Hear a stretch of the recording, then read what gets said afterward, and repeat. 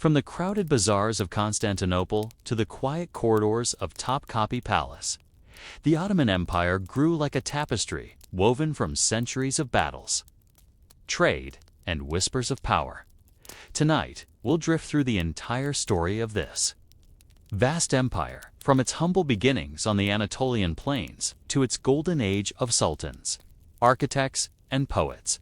No noise, no rush, just the soft footsteps of history unfolding across 3 continents. If softly told stories of empires and their hidden corners help you unwind, you're in the right place.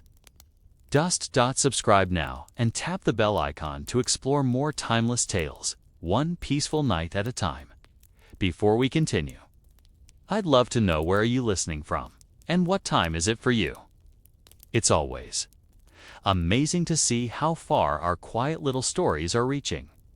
Picture, if you will, a world where empires begin not with grand proclamations or vast armies, but with the mundane details of daily survival.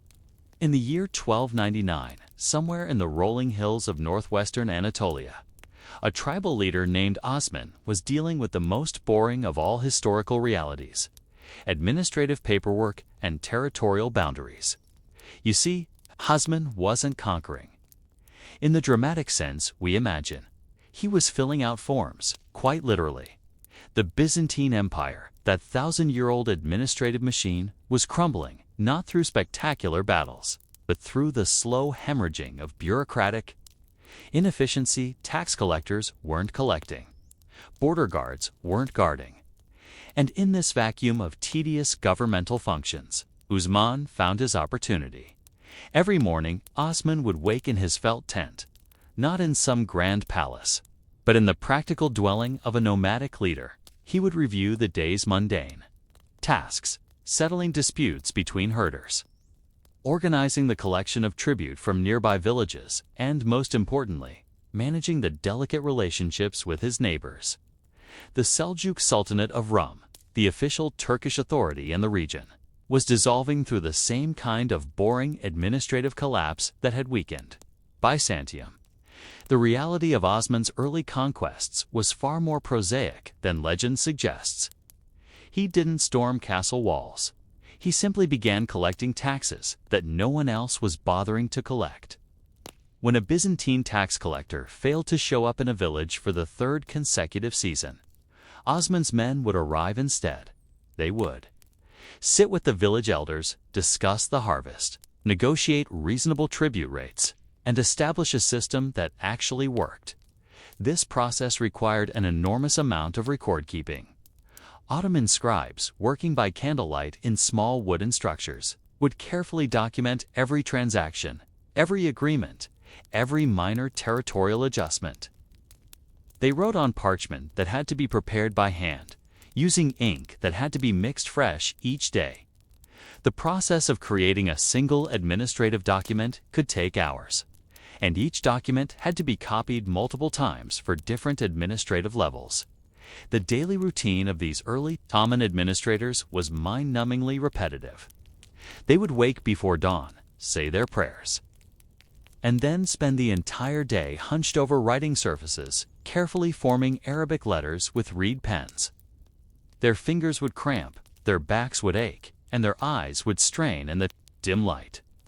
Yet this tedious work was literally creating the foundation of what would become one of history's greatest empires. Osman's military strategy was equally mundane. Rather than mounting dramatic cavalry charges, his forces specialized in siege warfare. That could last months or even years. They would surround a town, cut off its supply lines, and then simply wait. The defenders would gradually run out of food. Their morale would slowly deteriorate, and eventually they would negotiate a surrender. This wasn't glorious warfare. It was economic warfare dressed in military clothing. The most famous example of this approach was the Siege of Bursa, which began in 1317 and lasted nearly a decade. For 9 years, Ottoman forces maintained a loose blockade around the city, not through constant fighting, but through the methodical control of trade routes and agricultural areas. Ottoman soldiers would spend their days not in battle, but in the routine tasks of camp maintenance, equipment repair, and patrol duty. They would wake up, eat their morning meal of bread and cheese, check their weapons, walk the same patrol routes they had walked the day before, and then return to camp for an evening meal and sleep. The siege of Bursa was won not through heroic assault, but through the gradual economic strangulation of the city. Ottoman record keepers meticulously documented every shipment of grain that was intercepted, every merchant caravan that was diverted, every tax payment that was redirected from Byzantine to Ottoman coffers. The city's surrender in 1326 was the result of this patient, bureaucratic approach to warfare. But even as Osman's small beylik was expanding, the most important developments were happening in the administrative tents and wooden offices where scribes were developing the systems that would eventually govern millions of people. They were creating standardized forms for tax collection, establishing consistent weights and measures, and developing communication networks that could coordinate activities across increasing distances. The boredom of this process cannot be overstated. Day after day, month after month, Ottoman administrators would process the same types of documents, follow the same procedures, and maintain the same records. A typical scribe might spend an entire day calculating tax obligations for a single village, writing out assessments for individual households, and preparing summaries for higher-level administrators. The work was repetitive, detail-oriented, and absolutely essential to the functioning of the emerging state. Yet, it was precisely this attention to boring detail that distinguished the early Ottomans from their competitors. While other Turkish beyliks were focused on dramatic military victories, the Ottomans were building the superstructure that would allow them to actually govern the territories they conquered. They were creating filing systems, training bureaucrats, and establishing the routine procedures that would eventually manage an empire spanning 3 continents. As Osman aged, Atiya's son Orhan prepared to take leadership, the most significant. Inheritance was not treasure or weapons, but boxes upon boxes of administrative documents. These papers contain the records of every transaction, every agreement, every precedent that had been established during Osman's reign. They were the boring, essential foundation upon which the entire Ottoman system would be built. But was this methodical administrative approach to empire building sustainable? Could a system built on patient bureaucracy survive the challenges that would come with rapid expansion? And what would happen when the Ottomans encountered enemies who were not crumbling from internal administrative collapse? The year 1326 marked a turning point in Ottoman history, but not in the way you might expect. When Orhan became the second Ottoman ruler after his father Osman's death, the most pressing issue he faced wasn't military strategy or diplomatic relations, it was the overwhelming bureaucratic challenge of governing Bursa. The first major city to fall under Ottoman control, Bursa presented problems that no amount of tribal leadership experience could have prepared Orhan to handle. The city had a population of approximately 50,000 people, each with their own property records, tax obligations, and legal disputes. The Byzantine administrative systems were completely different from the tribal customs the Ottomans had been using. Orhan found himself spending most of his time not planning conquests, but sitting in long meetings with former Byzantine administrators, trying to understand how urban governance actually worked. The daily routine of running Bursa was exhaustingly complex. Each morning, Orhan would meet with his council of advisors, a mixture of Turkish tribal leaders and former Byzantine officials, to review the previous day's administrative decisions. They would discuss water management systems, market regulations, tax collection procedures, and the thousands of small decisions required to keep a city functioning. These meetings could last for hours, with participants debating the most minute details of municipal governance. The Ottoman administrative system that emerged from these early experiences was characterized by an almost obsessive attention to documentation. Every decision, no matter how small, was recorded in multiple copies. When a merchant complained about market fees, the complaint was written down, investigated, and the resolution documented.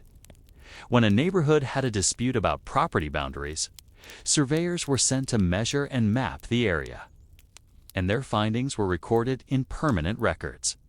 This documentation process required an enormous bureaucratic infrastructure. Ottoman scribes in Bursa worked in shifts, ensuring that administrative offices were staffed from dawn to dusk.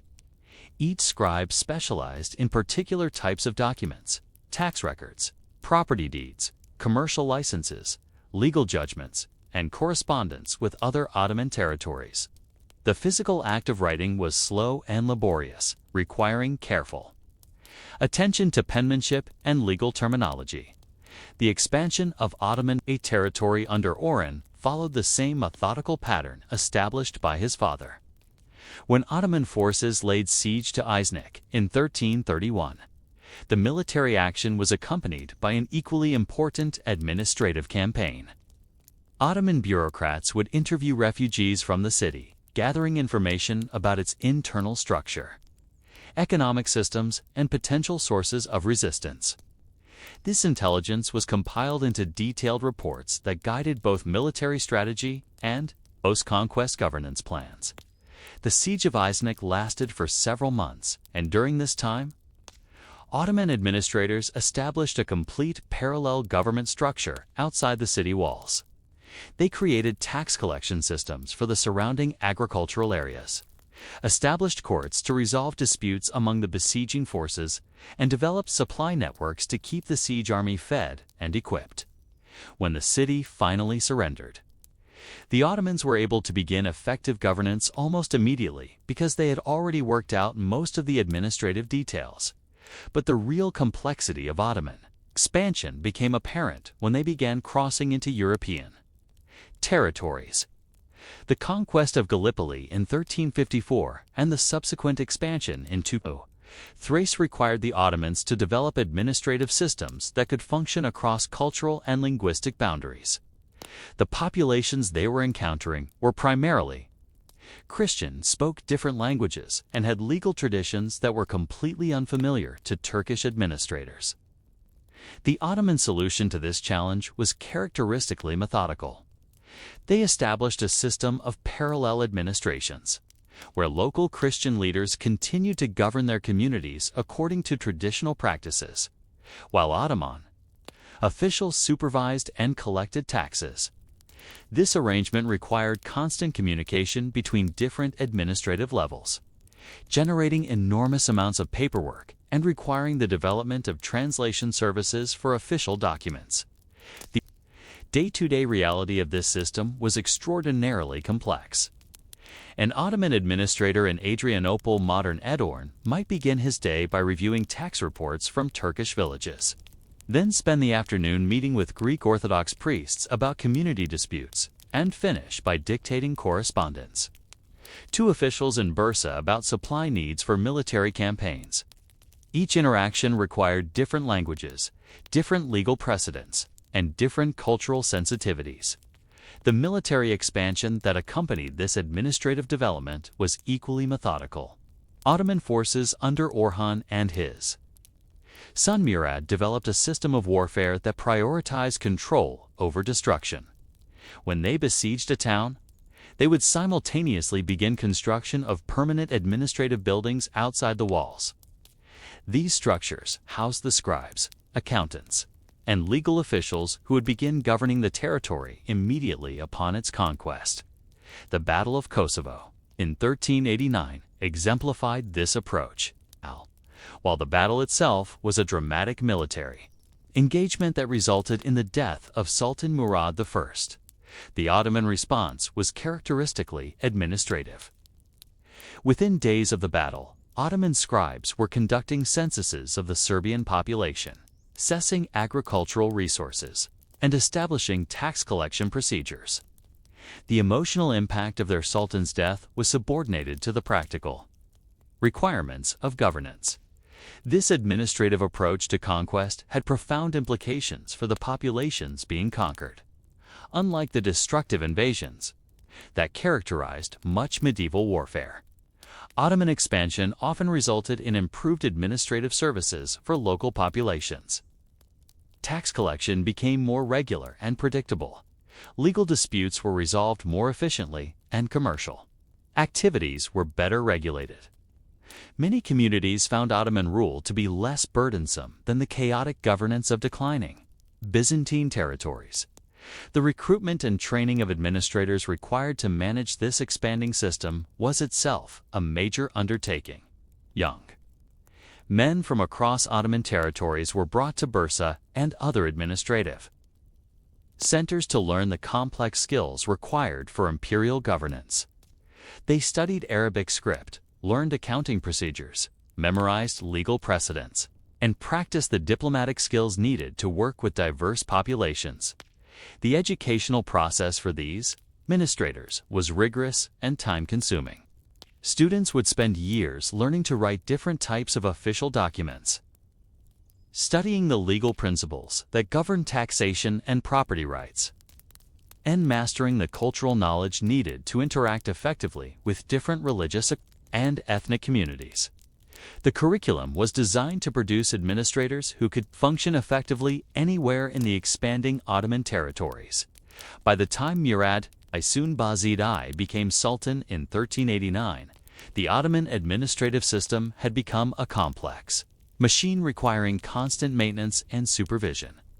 The daily routine of imperial governance involved processing hundreds of reports from provincial administrators, reviewing judicial decisions, approving tax assessments, and coordinating military supply operations. The boring, repetitive nature of this work was essential to the empire's continued expansion. Yet, as the Ottoman territories continued to expand, new challenges were emerging. The administrative systems that worked effectively in Anatolia and the Balkans might not be adequate for governing the vastly different territories that lay ahead. And there were troubling signs that the empire was becoming too dependent on its administrative efficiency to maintain military effectiveness. How would these carefully developed bureaucratic systems adapt to the challenges of governing a true empire? Could administrative excellence compensate for the military and diplomatic challenges that would inevitably arise? And what would happen when the Ottomans encountered enemies who were not weakened by internal administrative collapse? The year 1453 stands as one of history's most dramatic dates.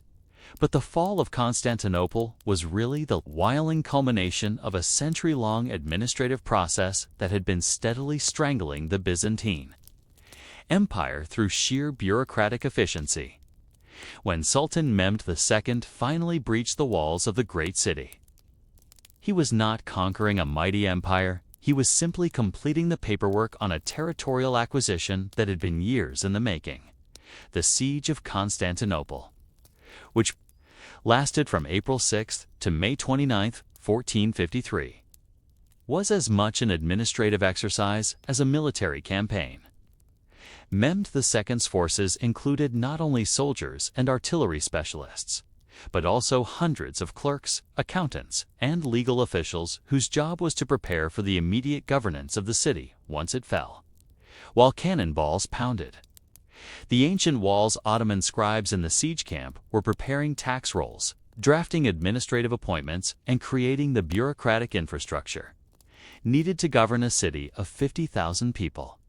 The daily routine of this siege was far more mundane than the dramatic accounts suggest. Most of the Ottoman forces spent their time in routine camp activities, maintaining equipment, preparing food, standing guard duty, and attending to the countless minor tasks required to keep a large military force functioning. The famous Ottoman cannons, which have captured the imagination of historians, required constant maintenance and could only be fired a few times per day. Between these dramatic moments, the artillery crews spent their time cleaning equipment, mixing gunpowder, and repairing the wooden platforms that supported the massive weapons. The bureaucratic preparation for Constantinople's conquest had actually begun years earlier. Ottoman administrators had been conducting detailed studies of the city's economic systems, population distribution, and administrative structures. They had interviewed Byzantine refugees, consulted with former residents, and compiled comprehensive reports on everything from the city's water supply systems to the organization of its merchant guilds. This information was used to create detailed plans for the immediate implementation of Ottoman governance. When the city finally fell on May 29, 1453, the Ottoman response was characteristically methodical. While Mehmed II toured the great cathedral of Hagia Sophia, making the symbolic gesture of converting it to a mosque, his administrators were already beginning the complex process of census taking, property registration, and tax assessment. The most important work of conquest was not the dramatic entry into the city, but the tedious process of cataloging its resources and establishing effective governance. The administrative challenge of governing Constantinople was enormous. The city had been the capital of the Byzantine Empire for over 1,000 years, and its legal and administrative systems were completely different from those used in Ottoman territories. The new Ottoman administrators had to familiarize themselves with Byzantine property law, commercial regulations, and judicial procedures. They had to learn to work with the city's Greek Orthodox clergy, its various merchant communities, and its complex system of neighborhood organizations, the daily routine of Ottoman administrators in the newly conquered city was overwhelmingly complex. They would begin each day by reviewing reports from the various quarters of the city, dealing with complaints from different religious and ethnic communities, and coordinating with military officials who were still responsible for security. Each interaction required careful attention to cultural sensitivities and legal precedents, and every decision had to be documented in multiple copies for different administrative levels. The conversion of Constantinople into an Ottoman capital required massive logistical coordination. The city's infrastructure needed to be repaired and upgraded. Its administrative buildings needed to be reorganized, and its population needed to be integrated into the Ottoman legal and economic systems. This process took years to complete and required the work of thousands of administrators, craftsmen, and skilled workers. The most significant administrative challenge was the place integration of the city's existing population into the Ottoman system. The Greeks, Armenians, Jews, and other ethnic groups who had lived in Constantinople for generations had their own legal traditions, commercial practices, and social organizations.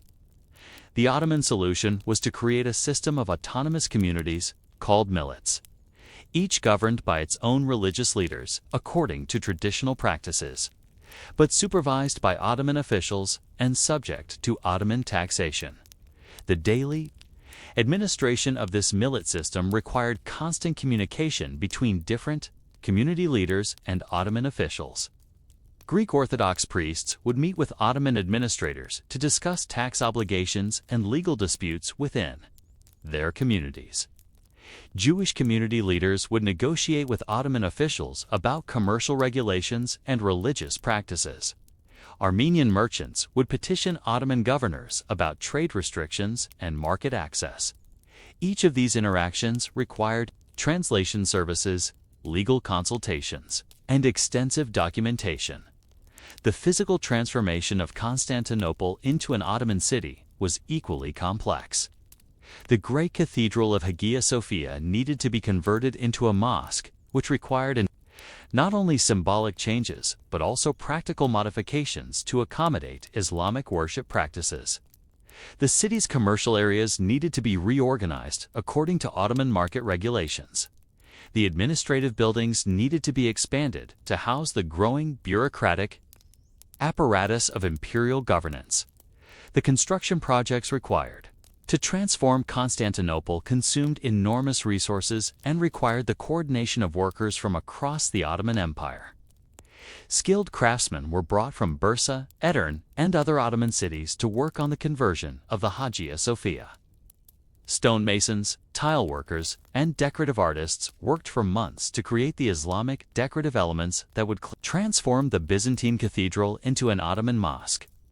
The project required detailed planning, careful budgeting, and constant supervision to ensure that the work met both religious and aesthetic standards. The daily routine of these construction projects was methodical and repetitive. Workers would arrive at dawn, receive their assignments from supervisors, and spend the day performing the same tasks they had performed the day before. Stonemasons would cut and place stones according to architectural plans. Tile workers would carefully install decorative elements according to traditional patterns. Painters would apply pigments to walls and ceilings, following designs that had been approved by both religious and secular authorities. The expansion of Ottoman administrative capacity required to govern Constantinople necessitated the training of hundreds of new bureaucrats. Young men from across the empire were brought to the capital to learn the complex skills required for imperial administration. They studied not only the traditional subjects of Islamic law and Arabic literature, but also the practical skills needed to work with diverse populations and manage complex urban systems. The educational institutions, established in Constantinople, became centers for the development of Ottoman administrative culture. Students would spend years learning to write different types of official documents, studying the legal principles that govern taxation and property rights, and mastering the diplomatic skills needed to work with different religious and ethnic communities. The curriculum was designed to produce administrators who could function effectively in the increasingly complex environment of imperial governance. The conversion of Constantinople from a Byzantine city to an Ottoman capital was not just an administrative achievement, it was a demonstration of the Ottoman system's capacity to absorb and integrate diverse populations and cultures. The city became a model for Ottoman governance throughout the empire, showing how traditional Islamic principles could be adapted to the practical requirements of governing a multi-ethnic, multi-religious population. Yet even as the Ottomans celebrated their greatest conquest, new challenges were emerging. The administrative systems that had worked effectively in smaller territories were being stretched to their limits by the requirements of governing a true imperial capital. The costs of maintaining the expanded bureaucracy were enormous, and the complexity of imperial governance was creating new opportunities for corruption and inefficiency. Would the Ottoman administrative system be able to adapt to the challenges of governing a true empire? Could the careful balance between central control and local autonomy be maintained as the empire continued to expand? And what would happen when the Ottomans encountered territories and populations that could not be integrated as easily as those in Anatolia and the Balkans? In the year 1520, when Suleiman ascended to the Ottoman throne, the empire had become something unprecedented in world history. A bureaucratic state so efficient that it could govern 20 million people across 3 continents through the methodical application of paperwork and procedure. The young sultan inherited not just territories and armies, but an administrative machine of staggering complexity that required constant feeding with documents, reports, and endless streams of carefully categorized information, the daily reality of governing the Ottoman Empire during its golden age was a masterpiece of organized tedium. Every morning in the sprawling complex of the Topkapi Palace, hundreds of scribes would arrive at their designated workstations, each responsible for a specific type of administrative task. Some specialized in tax records from Anatolian provinces, others in judicial reports from Balkan territories, and still others in the endless correspondence required to coordinate military campaigns across vast distances. The physical act of imperial administration was exhaustingly repetitive. Ottoman scribes worked hunched over low writing desks, using reed pens that had to be constantly trimmed and resharpened. They wrote on paper that was expensive and had to be used sparingly, which meant that every document had to be planned carefully before writing began. A single mistake could ruin an entire page, requiring the scribe to start over and potentially causing delays in important administrative processes. The language of Ottoman administration was a complex hybrid of Turkish, Arabic, and Persian elements that required years of education to master. Administrative documents were written in a highly stylized form called Ottoman Turkish, which was so different from spoken Turkish that it was essentially a separate language. Scribes had to memorize hundreds of standard phrases, legal formulas, and bureaucratic conventions that were required for different types of documents. The training process for beatnote case for beatnote kiss may te. Only ruby kiss has the luxurious texture, melending the luxury-leaded texture, and leaves a rich, long-lasting color. And may made seizing well made my keller. And may crafts d, may cratic conventions, yes, may quote, may Kelly, may sill, my may silla, may zippen lie, go says azid, pi no semed, go unlight up in. Desisits con nesquo may like alec a basic kitsit sucri tagadic alets hitsik blai. Ottoman administrators was itself a marvel of bureaucratic efficiency. Young men selected for administrative careers would spend years in palace schools, learning not only the technical skills of writing and accounting, but also the cultural knowledge needed to work with the empire's diverse populations. They studied Islamic law, Persian literature, Arabic grammar, and the countless precedents and procedures that governed imperial administration. The most elite of these students were recruited through the devshirm system, a methodical process, by which Christian boys from the Balkans were selected, converted to Islam, and trained for imperial service. The devshirm was conducted according to strict regulations that specified exactly how many boys could be taken from each region, what ages were acceptable, and what physical and mental qualities were required. The entire process was documented in exhaustive detail, creating records that tracked each recruit from selection through training to eventual placement in the imperial bureaucracy. The daily routine of devshirm recruits was rigorously structured. They would wake before dawn for prayers, then spend the morning in language instruction, learning to read and write Ottoman Turkish. The afternoon was devoted to practical training in administrative procedures, including practice in writing different types of official documents, calculating tax assessments, and conducting the interviews and investigations required for judicial proceedings. Evenings were spent in cultural education, learning about Islamic history, Ottoman traditions, and the proper behavior expected of imperial officials. The palace schools where this training occurred were themselves marvels of administrative organization. Each school had detailed curricula, standardized textbooks, and regular examinations to measure student progress. The schools maintained comprehensive records of each student's performance, tracking their strengths and weaknesses to determine the most appropriate placement in the imperial bureaucracy. The entire system was designed to produce administrators who could function effectively anywhere in the empire. The career paths available to graduates of these schools were as carefully structured as the training process itself. The Ottoman bureaucracy was organized into four main branches: the palace administration, the military, the treasury, and the religious establishment. Each branch had its own hierarchy, promotion, procedures, and specialized responsibilities.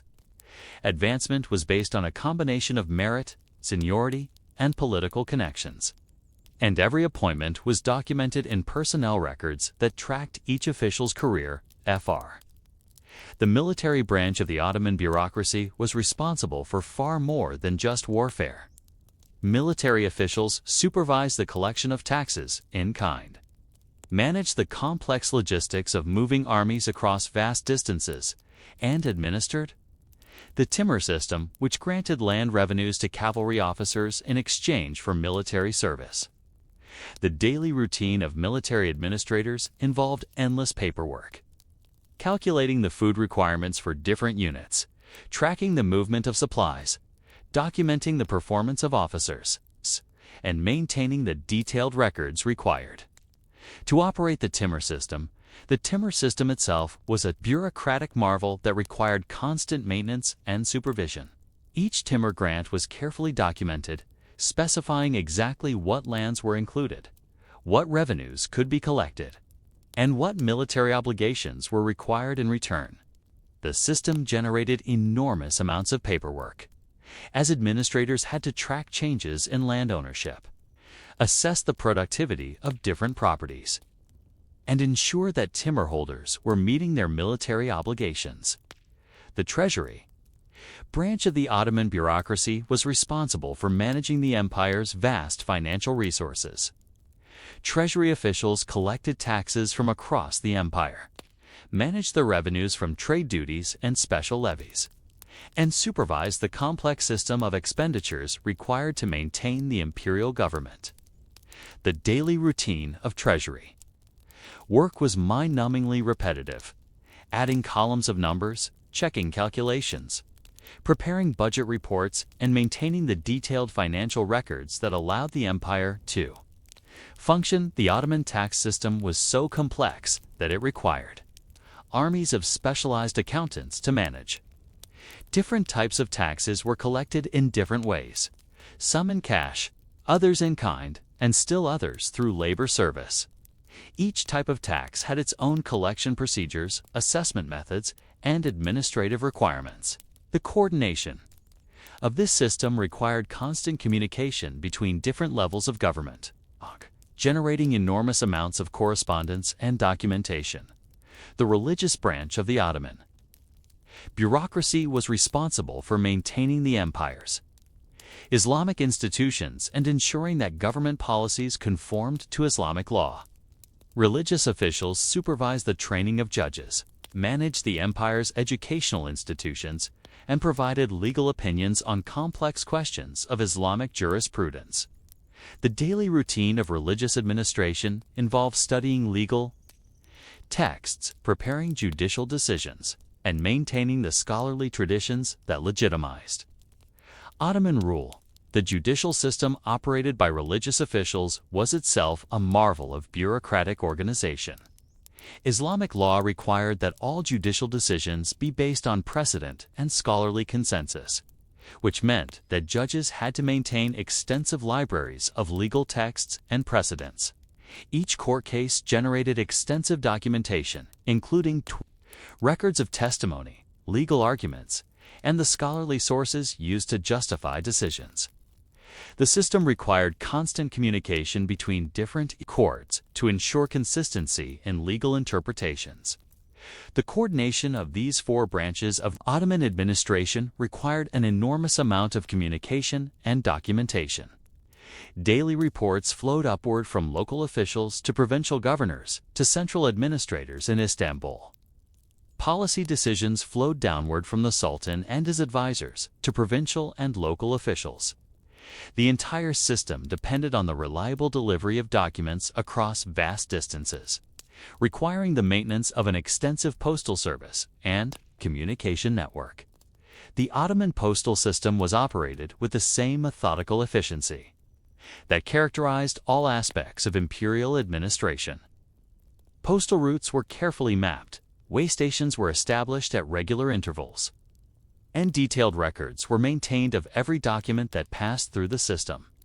The daily routine of postal officials involved sorting documents, organizing delivery routes, and maintaining the horses and equipment required for long-distance communication. Yet even as this magnificent administrative machine reached its peak of efficiency under Suleiman, subtle signs of future problems were beginning to emerge. The system was becoming so complex that it required increasing numbers of administrators to maintain, creating growing costs that strained the imperial budget. The emphasis on bureaucratic procedure was beginning to overshadow the practical requirements of governance, leading to delays and inefficiencies that would eventually undermine the empire's effectiveness. Was this bureaucratic paradise sustainable? Could an empire built on administrative efficiency continue to function effectively as it grew ever larger and more complex? And what would happen when the careful balance between central control and local autonomy began to break down? The year 1529 found Sultan Suleiman the Magnificent not charging across battlefields in glorious conquest, but sitting in a plain military tent outside the walls of Vienna, reviewing supply requisitions and dealing with the mundane logistical challenges that would ultimately determine the fate of his campaign. The Siege of Vienna, one of the most dramatic moments in Ottoman history, was actually a masterclass in the boring realities of early modern warfare. Months of careful preparation, endless paperwork, and the methodical application of administrative procedures to military problems. The campaign that led to Vienna began not with a dramatic declaration of war, but with years of careful planning and bureaucratic preparation. Ottoman administrators had been collecting intelligence on Habsburg territories for decades, compiling detailed reports on fortifications, population centers, economic resources, and potential routes of advance. These reports were stored in the imperial archives, carefully cataloged and cross-referenced to create a comprehensive picture of the strategic situation in Central Europe. The daily routine of preparing for the Vienna campaign involved hundreds of administrators working in offices throughout the empire. In Istanbul, treasury officials calculated the costs of moving a large army across hundreds of miles of territory.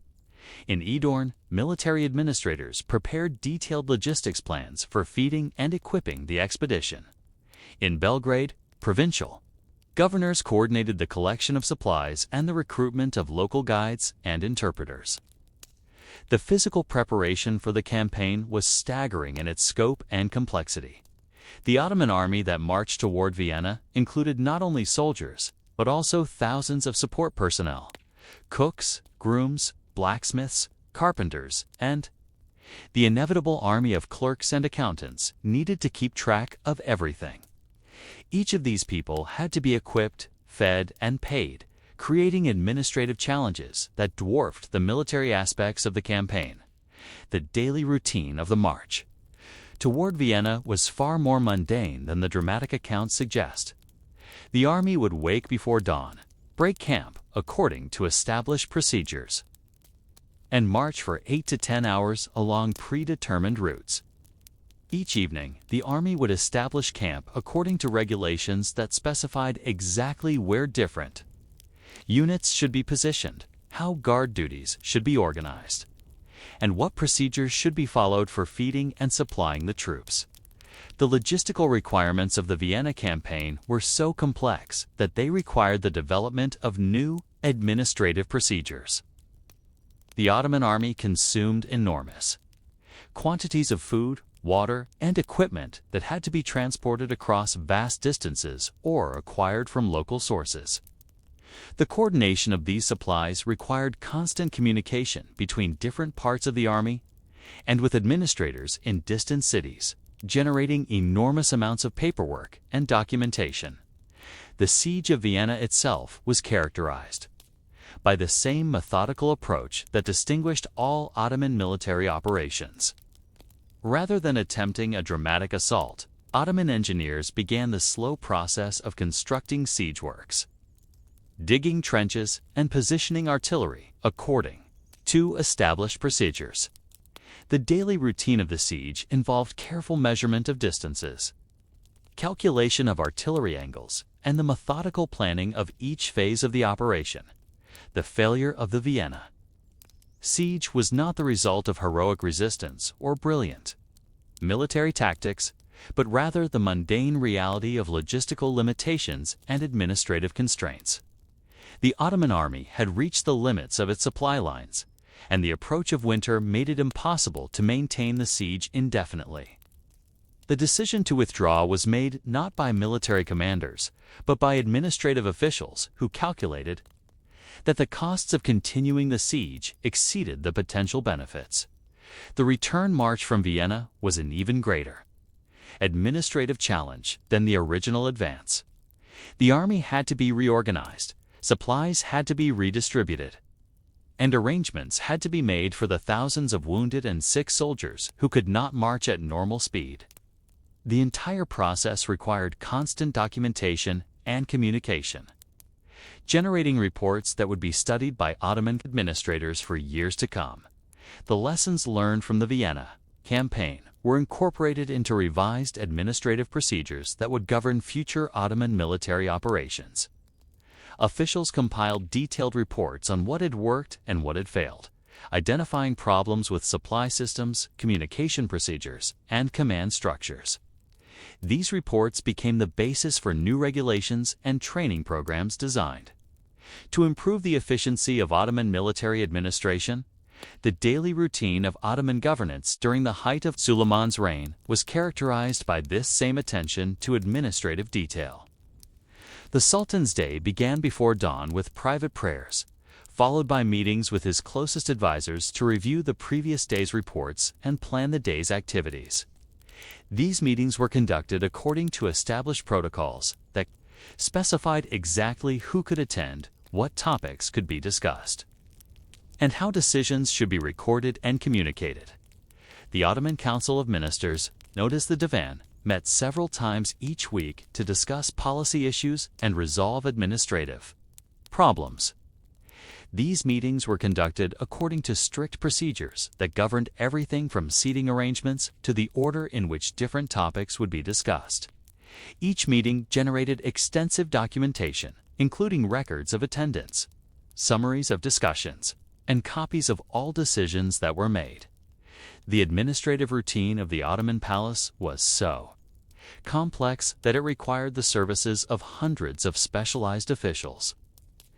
There were officials responsible for maintaining the Sultan's personal schedule, others who managed the complex ceremonies and protocols of court life, and still others who supervised the preparation and service of meals. Each of these functions was governed by detailed regulations that specified exactly how tasks should be performed and who was responsible for each aspect of palace administration. The harem, which has captured the imagination of Western observers, was actually a complex administrative institution that required careful management and supervision.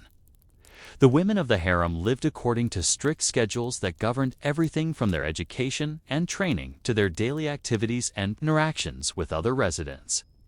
The administration of the harem required specialized officials who were responsible for everything from financial management to security.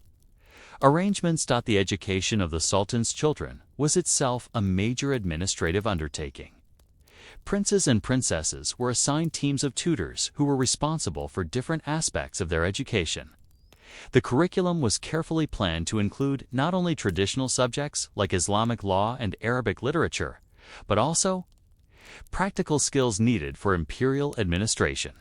The progress of each student was carefully monitored and documented, creating detailed records that track their development from childhood through adolescence. The daily routine of Ottoman provincial administration was equally complex and methodical. Provincial governors were required to submit regular reports on economic conditions, security situations, and administrative problems in their territories. These reports were carefully reviewed by central administrators who would provide guidance and instructions for dealing with specific issues. The entire system depended on the reliable flow of information between different levels of government. The Ottoman legal system operated according to procedures that were designed to ensure consistency and fairness across the empire.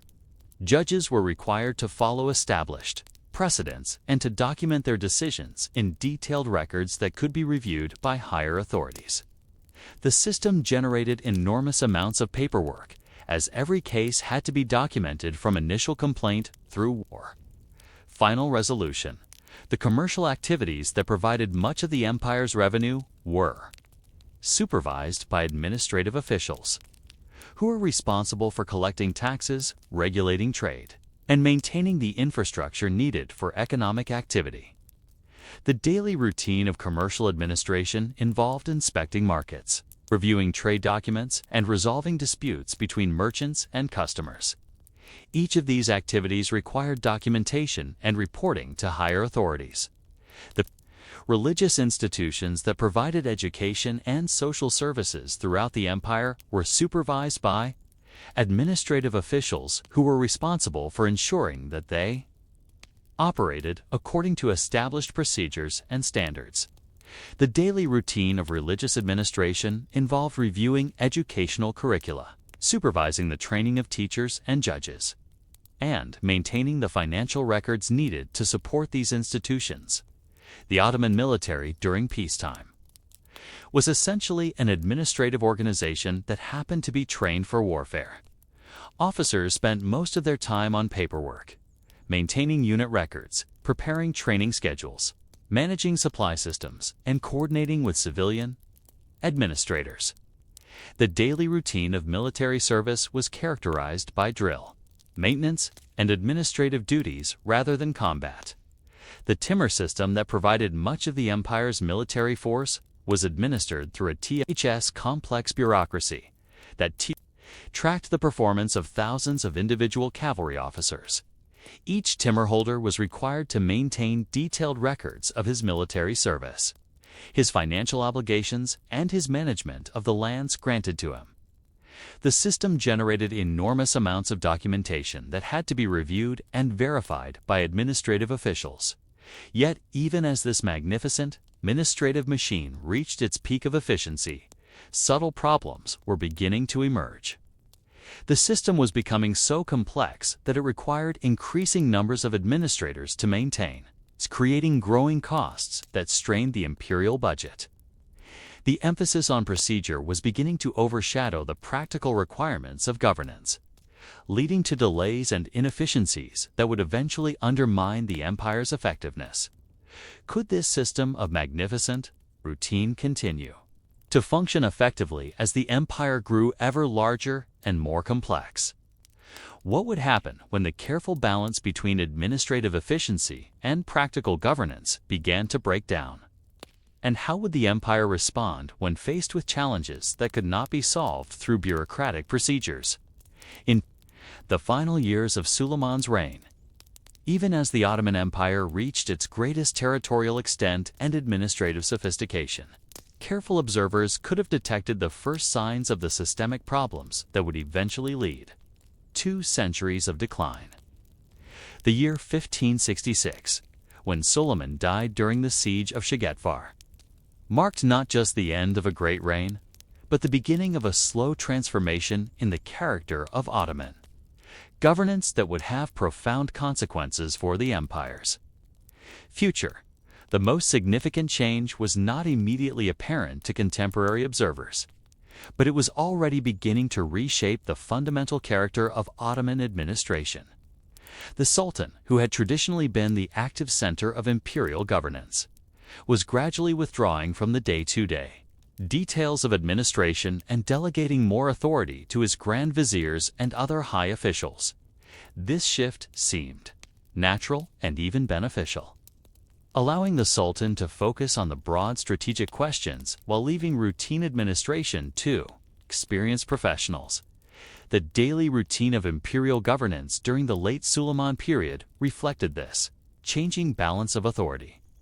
The Sultan's day began, as it always had, with private prayers and consultation with his closest advisors. But increasingly, these meetings focused on ceremonial matters and general policy questions rather than the specific administrative decisions that had previously required his personal attention.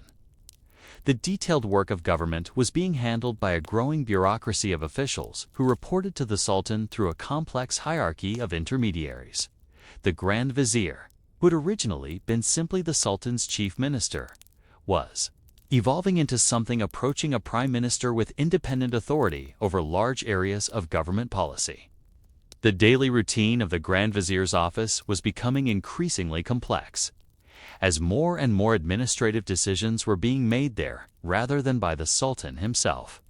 The Grand Vizier would spend his days reviewing reports from provincial governors, meeting with foreign ambassadors, coordinating with the heads of different government departments. This delegation of authority was creating new opportunities for corruption and inefficiency. Officials who had previously been carefully supervised by the Sultan were now operating with greater independence, and some were beginning to use their positions for personal advantage rather than imperial service. The complex system of checks and balances that had prevented corruption during the early Ottoman period was beginning to break down as authority became more dispersed and less carefully supervised. The Devshirme system, which had been the source of the empire's most capable administrators, was also beginning to show signs of strain. The system had originally been designed to recruit talented individuals from conquered populations and train them for imperial service. But it was becoming increasingly difficult to maintain the high standards that had characterized the early period. The children being recruited were not always the most capable, and the training they received was becoming more routine and less rigorous. The daily routine of Devshirme training was still carefully structured, but the motivation and quality of both students and instructors were beginning to decline. Students were increasingly focused on advancing their careers rather than serving the empire, and instructors were becoming more concerned with following established procedures than with developing capable administrators. The system was producing officials who were technically competent but lacked the dedication and creativity that had characterized earlier generations. The economic foundations of the empire were also beginning to show subtle signs of stress. The Ottoman economy had been built on the control of key trade routes between Europe and Asia, but new sea routes discovered by European explorers were beginning to reduce the importance of these traditional overland connections. The decline in trade revenues was gradual and not immediately apparent, but it was reducing the resources available for imperial administration and military operations. The daily routine of Ottoman commercial administration was becoming increasingly focused on extracting maximum revenue from declining trade volumes rather than on promoting economic growth and development. Tax collectors were under increasing pressure to meet revenue targets, leading to more aggressive collection methods that sometimes harmed the very economic activities they were supposed to support. The system was becoming more extractive and less supportive of long-term economic development. The military system was also beginning to show signs of strain. The Janissary Corps, which had been the backbone of Ottoman military power, was gradually losing its original character as an elite force of dedicated soldiers. The Janissaries were becoming more concerned with their privileges and benefits than with their military effectiveness, and they were beginning to involve themselves in political activities that had previously been outside their sphere of responsibility. The daily routine of Janissary life was becoming less focused on military training and more on the maintenance of their special status within Ottoman society. Janissaries spent increasing amounts of time on ceremonial duties and administrative tasks, and less time on the rigorous training that had made them such effective soldiers. The system was producing troops who were technically skilled but lacked the discipline and dedication that had characterized earlier generations. The provincial administration system was also beginning to show signs of strain. The careful balance between central control and local autonomy that had characterized the early Ottoman period was becoming more difficult to maintain as the empire grew larger and more complex. Provincial governors were gaining more independence from central control, but they were also becoming less effective at managing their territories and ensuring that imperial policies were implemented properly. The daily routine of provincial administration was becoming increasingly focused on managing relationships with central authorities rather than on effective governance of local populations. Governors spent increasing amounts of time preparing reports and managing their political relationships in Istanbul, and less time on the practical tasks of maintaining order, collecting taxes, and providing services to their subjects. The system was becoming more focused on appearance than on substance. The legal system was also beginning to show signs of strain.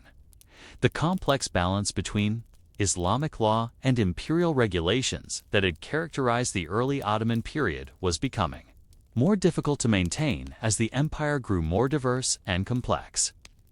Judges were finding it increasingly difficult to apply traditional legal principles to new situations, and the system was becoming less flexible and responsive to changing circumstances. The daily routine of legal administration was becoming increasingly focused on following established procedures rather than on achieving just outcomes. Judges spent increasing amounts of time consulting precedents and preparing documentation, and less time on the practical tasks of resolving disputes and maintaining social order. The system was becoming more bureaucratic and less effective at achieving its fundamental purposes. The educational system that had been the source of the empire's administrative expertise was also beginning to show signs of strain. The palace, schools that had trained generations of capable administrators were becoming more focused on maintaining traditional curricula than on adapting to changing needs. The education being provided was becoming less relevant to the practical requirements of imperial governance, and graduates were less prepared for the challenges they would face in their careers. The daily routine of education was becoming increasingly focused on memorizing established texts and procedures, rather than on developing the analytical and creative skills needed for effective administration. Students spent increasing amounts of time on traditional subjects that were becoming less relevant to practical governance, and less time on the practical skills and knowledge that would be needed to address the empire's evolving challenges. The religious establishment was also beginning to show signs of strain. The careful balance between religious authority and secular administration that had characterized the early Ottoman period was becoming more difficult to maintain as the empire grew more diverse and complex. Religious leaders were finding it increasingly difficult to provide guidance on issues that fell outside traditional Islamic jurisprudence, and the system was becoming less effective at providing the moral and intellectual leadership that the empire needed. The daily routine of religious administration was becoming increasingly focused on maintaining traditional practices rather than on addressing the evolving needs of imperial governance. Religious officials spent increasing amounts of time on ceremonial duties and traditional scholarly activities, and less time on the practical tasks of providing guidance and leadership for the empire's diverse populations. The system was becoming more conservative and less adaptive to changing circumstances. These subtle changes in the character of Ottoman governance were not immediately apparent to contemporary observers, but they were gradually undermining the foundations of imperial effectiveness. The system was becoming more complex and less efficient, more focused on procedure than on results, and more concerned with maintaining existing arrangements than with adapting to changing circumstances.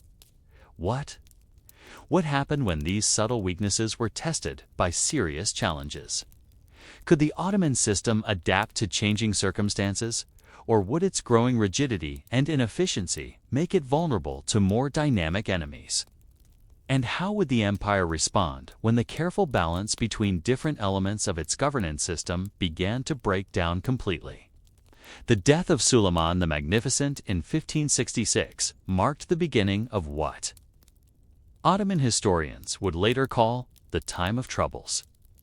Though the Troubles themselves were not the dramatic upheavals that history remembers, but rather the gradual erosion of the administrative excellence that had made the empire great. The new Sultan, Selim II, inherited not just an empire, but a bureaucratic machine that was already showing signs of the institutional fatigue that would plague the Ottomans for the next 2 centuries. The most immediate change was not in policy or strategy, but in the daily routine of imperial governance. Selim II, unlike his father, showed little interest in the detailed administrative work that had characterized Suleiman's reign. The new sultan preferred to spend his time in the palace gardens, pursuing his interests in poetry and architecture, while leaving the actual work of governing to his grand vizier and other high officials. This shift in the sultan's role seemed minor at first, but it had profound consequences for the entire system of imperial administration.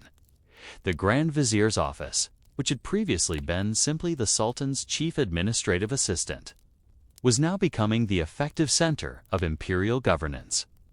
The daily routine of the Grand Vizier became increasingly complex as more and more decisions were delegated to his office. What had once been a position focused on coordinating the Sultan's decisions was now becoming a position that required making independent judgments about policy and administration across the entire empire. The bureaucratic infrastructure that had been designed to support an active sultan was struggling to adapt to this new reality. The careful system of checks and balances that had prevented corruption and inefficiency depended on the sultan's personal involvement in administrative decisions. Without that involvement, officials at all levels were beginning to operate with greater independence, and some were starting to use their positions for personal advantage rather than imperial service. The Devshirme system, which had been the source of the empire's most capable administrators, was beginning to show signs of systematic decline.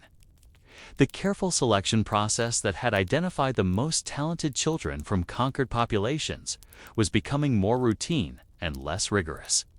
Local officials responsible for conducting the Devshirme were under pressure to meet quotas rather than to find the most capable candidates, and the quality of recruits was beginning to decline. The daily routine of Devshirme training was still carefully structured, but the motivation and quality of both students and instructors were declining. Students were increasingly focused on advancing their careers rather than serving the empire, and instructors were becoming more concerned with following established procedures than with developing capable administrators. The palace schools that had once produced exceptional administrators were now producing officials who were technically competent but lacked the dedication and creativity that had characterized earlier generations. The most serious problem was the growing influence of the Sultan's mother and other women in the imperial harem. The Sultanate of women, as historians would later call it, was not necessarily a bad thing in itself, but it represented a fundamental change in the way decisions were made in the Ottoman system. Policy decisions that had previously been made through careful consultation with experienced administrators were now being influenced by personal relationships and palace politics. The daily routine of imperial decision-making was becoming increasingly focused on managing relationships within the palace rather than on the practical requirements of governing the empire. Officials spent increasing amounts of time cultivating relationships with influential palace figures and less time on the detailed administrative work that had been the foundation of Ottoman effectiveness. The system was becoming more political and less administrative, more focused on personal advancement than on imperial service. The economic foundations of the empire were also beginning to show signs of strain. The discovery of new sea routes to Asia by European explorers was gradually reducing the importance of the overland trade routes that had been a major source of Ottoman revenue. The decline in trade revenues was gradual and not immediately apparent, but it was reducing the resources available for imperial administration and military operations. The daily routine of Ottoman commercial administration was becoming increasingly focused on extracting maximum revenue from declining trade volumes rather than on promoting economic growth and development. Tax collectors were under increasing pressure to meet revenue targets, leading to more aggressive collection methods that sometimes harmed the very economic activities they were supposed to support. The system was becoming more extractive and less supportive of long-term economic development. The military system was also beginning to show signs of strain. The Janissary Corps, which had been the backbone of Ottoman military power, was gradually losing its original character as an elite force of dedicated soldiers. The Janissaries were becoming more concerned with their privileges and benefits than with their military effectiveness, and they were beginning to involve themselves in political activities that had previously been outside their sphere of responsibility. The daily routine of Janissary life was becoming less focused on military training and more on the maintenance of their special status within Ottoman society. Janissaries spent increasing amounts of time on ceremonial duties and guard responsibilities, and less time on the rigorous training that had made them such effective soldiers. Many Janissaries were beginning to engage in commercial activities to supplement their military pay, which further reduced their focus on military duties. The Battle of Lepanto in 1571 provided a dramatic illustration of these developing problems. The Ottoman defeat was not primarily the result of superior enemy tactics or technology, but rather the consequence of administrative failures that had weakened the empire's naval capabilities. The Ottoman fleet had been hastily assembled without adequate preparation, and the coordination between different units was poor because of communication problems and unclear command structures. The daily routine of naval administration had become increasingly focused on meeting bureaucratic requirements rather than on maintaining effective fighting capabilities.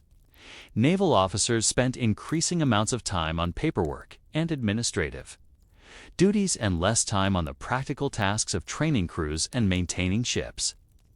The system was producing a navy that looked impressive on paper but was not prepared for the realities of naval combat.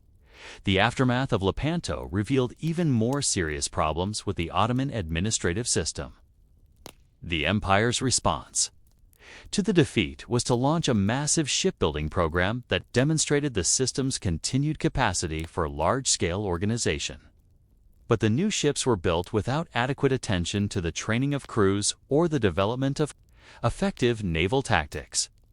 The system was becoming more focused on quantitative measures of success than on actual effectiveness. The provincial administration system was also beginning to show signs of strain. The careful balance between central control and local autonomy that had characterized the early Ottoman period was becoming more difficult to maintain as the empire grew larger and more complex. Provincial governors were gaining more independence from central control, but they were also becoming less effective at managing their territories and ensuring that imperial policies were implemented properly. The daily routine of provincial administration was becoming increasingly focused on managing relationships with central authorities rather than on effective governance of local populations. Governors spent increasing amounts of time preparing reports and managing their political relationships in Istanbul, and less time on the practical tasks of maintaining order, collecting taxes, and providing services to their subjects. The system was becoming more focused on appearance than on substance. The timur system, which had been the backbone of Ottoman military organization, was beginning to break down as well.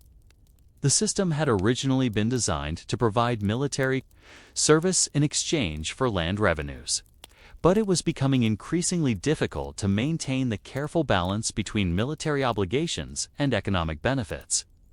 Many timur holders were becoming more interested in the economic benefits of their positions than in their military responsibilities.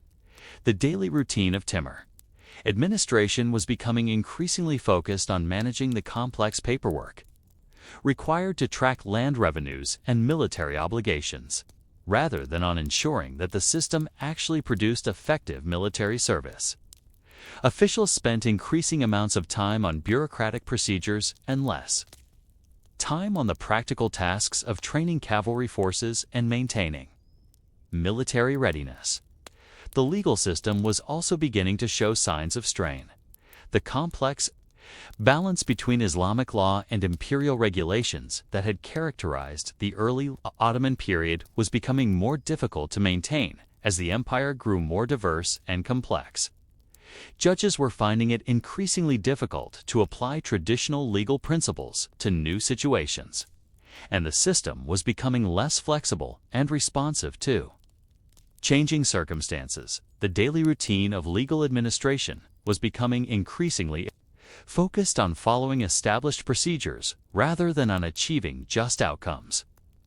Judges spent increasing amounts of time consulting precedents and preparing documentation, and less time on the practical tasks of resolving disputes and maintaining social order. The system was becoming more bureaucratic and less effective at achieving its fundamental purposes. The religious establishment was also beginning to show signs of strain. The careful balance between religious authority and secular administration that had characterized the early Ottoman period was becoming more difficult to maintain as the empire grew more diverse and complex. Religious leaders were finding it increasingly difficult to provide guidance on issues that fell outside traditional Islamic jurisprudence. and the system was becoming less effective at providing the moral and intellectual leadership that the empire needed. The daily routine of religious administration was becoming increasingly focused on maintaining traditional practices rather than on addressing the evolving needs of imperial governance.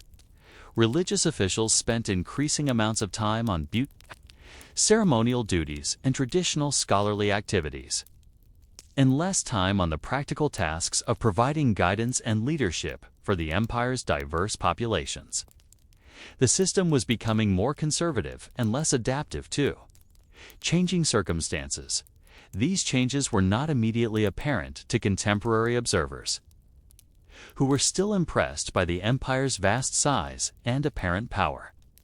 But the careful systems of administration that had made the Ottoman Empire so effective were gradually being eroded by a combination of institutional fatigue, changing circumstances, and the natural tendency of bureaucratic systems to become more focused on procedure than on results.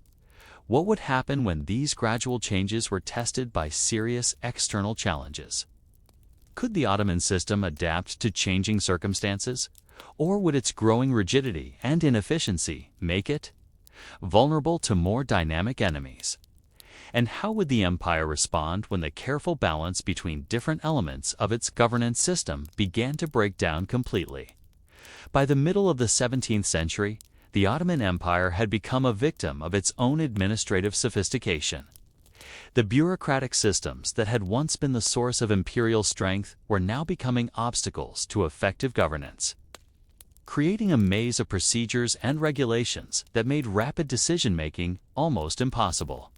The daily routine of imperial administration had become so complex that officials spent more time navigating bureaucratic requirements than addressing the empire's actual problems. The most visible symptom of these problems was the increasing frequency of military defeats and territorial losses. The failed Second Siege of Vienna in 1683 was not just a military disaster, but a demonstration of how the empire's administrative systems had become inadequate for the challenges they faced.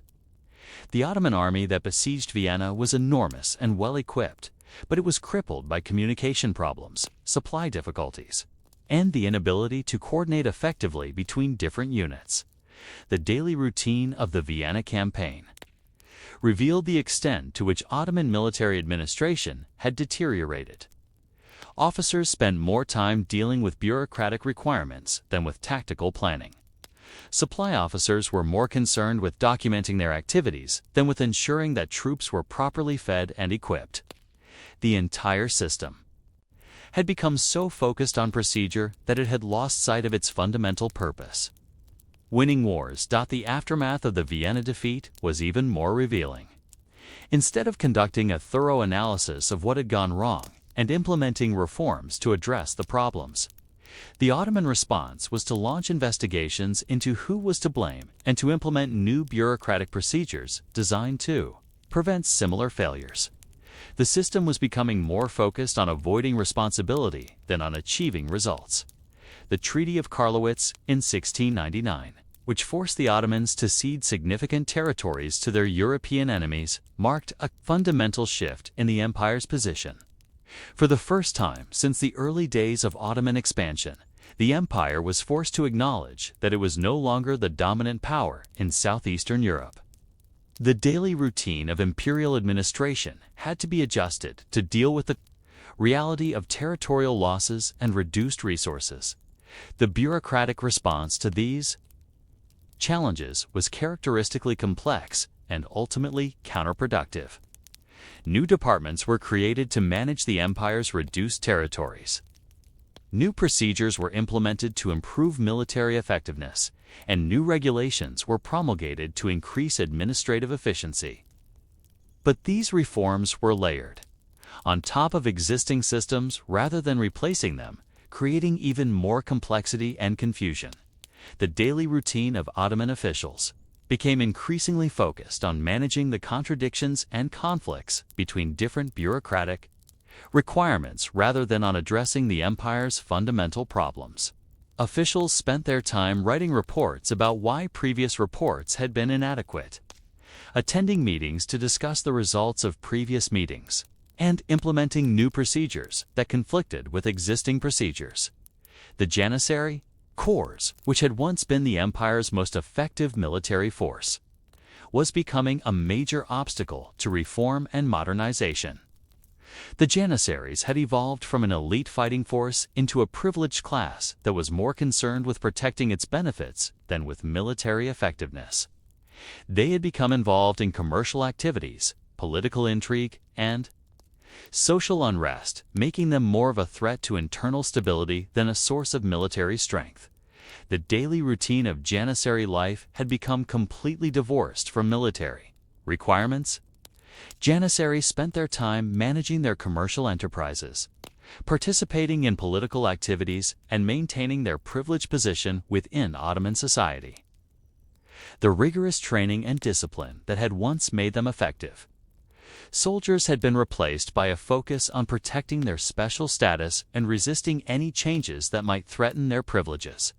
The economic foundations of the empire were also deteriorating. The traditional sources of Ottoman revenue trade, taxes, agricultural production, and tribute from conquered territories were all declining. The empire was spending more on administration and military forces while receiving less revenue, creating a fiscal crisis that made it difficult to address other problems. The daily routine of Ottoman financial administration was becoming increasingly focused on finding new sources of revenue rather than on promoting economic development. Tax collectors were under enormous pressure to increase collections, leading to more aggressive methods that often harmed the very economic activities they were supposed to support. The system was becoming more extractive and less supportive of long-term economic growth. The debasement of Ottoman currency was a particularly revealing symptom of these problems. Faced with declining revenues and increasing expenses, the government began reducing the silver content of coins while maintaining their face value. This policy provided short-term relief for the imperial treasury, but it created inflation and undermined confidence in the Ottoman monetary system. The daily routine of monetary administration became increasingly focused on managing the technical aspects of currency debasement rather than on maintaining the economic stability that was essential for long-term prosperity. Officials spent their time calculating the optimal ratios of silver to base metals, managing the logistics of coin production, and dealing with the complaints of merchants who were losing confidence in Ottoman currency. The provincial administration system was also breaking down under the strain of these multiple challenges. Provincial governors were finding it increasingly difficult to maintain order and collect taxes in their territories.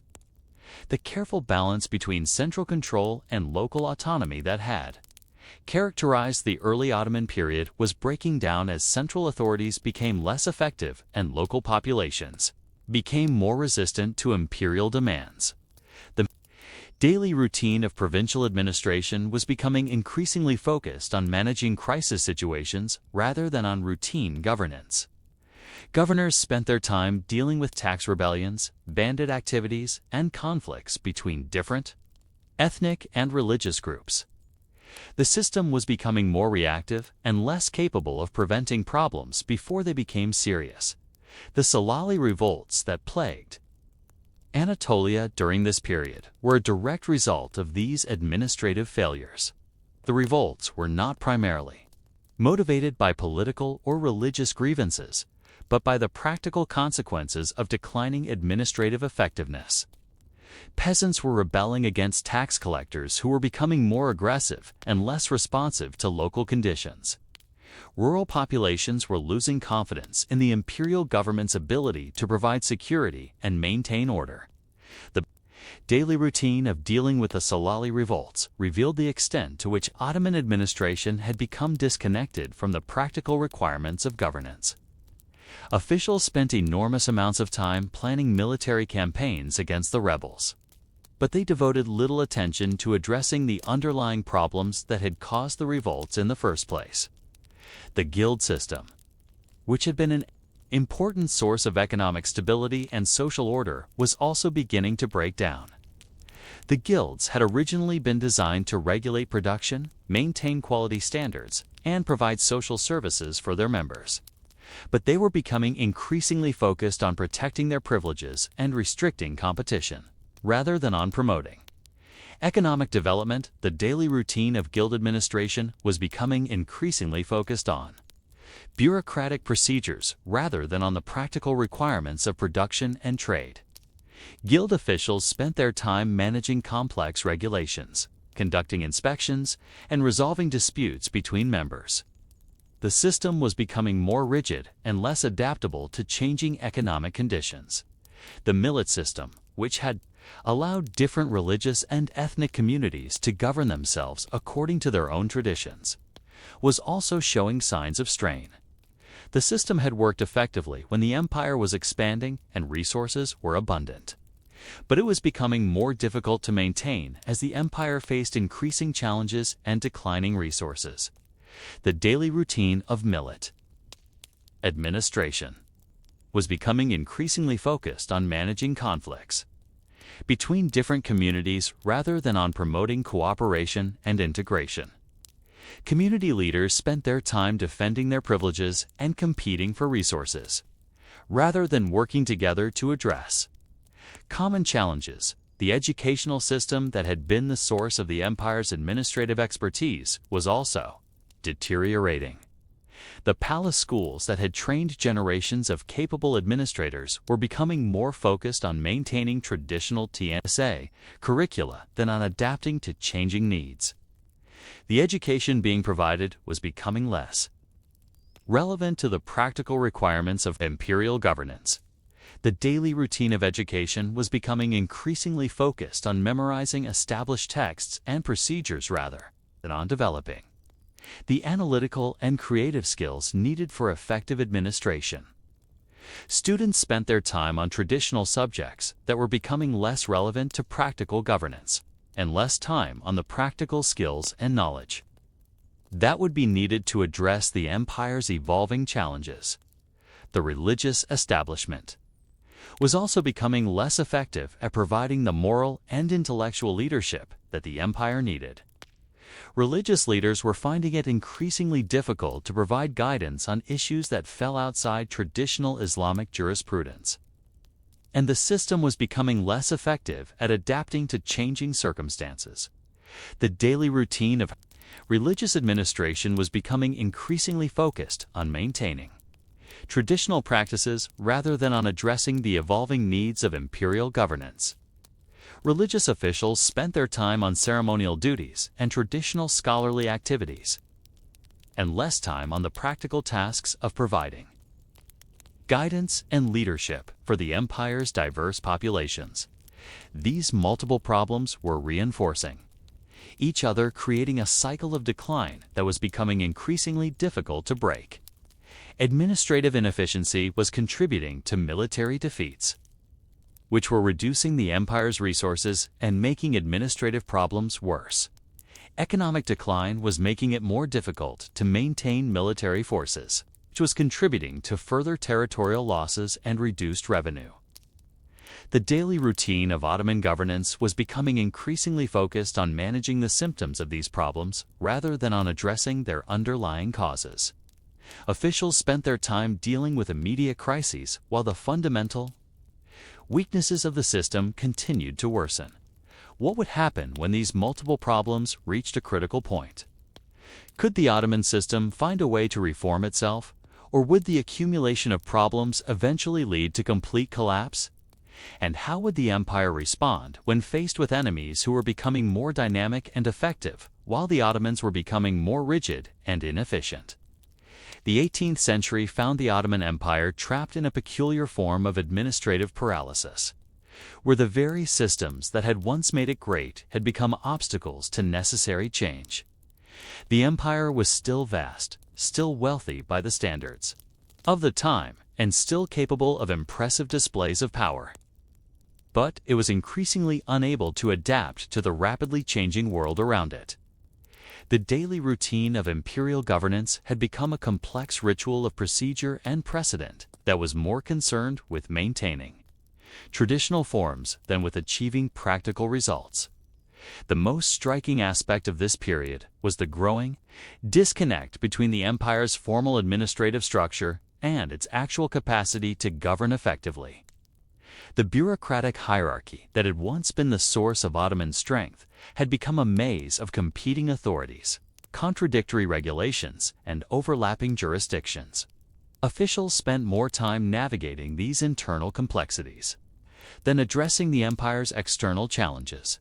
The daily routine of a typical Ottoman administrator in the 18th century was dominated by the need to manage bureaucratic relationships rather than to achieve substantive results. A provincial governor might spend his morning reviewing reports from subordinate officials, his afternoon meeting with representatives from different government departments, and his evening preparing documentation to justify his actions to authorities in Istanbul. The actual work of governance, maintaining order, collecting taxes, providing services, was often relegated to subordinate officials who had little authority to make necessary decisions. The palace itself had become a world unto itself, isolated from the practical realities of imperial governance. The Sultan's daily routine was increasingly focused on ceremonial duties and court rituals rather than on the active management of imperial affairs.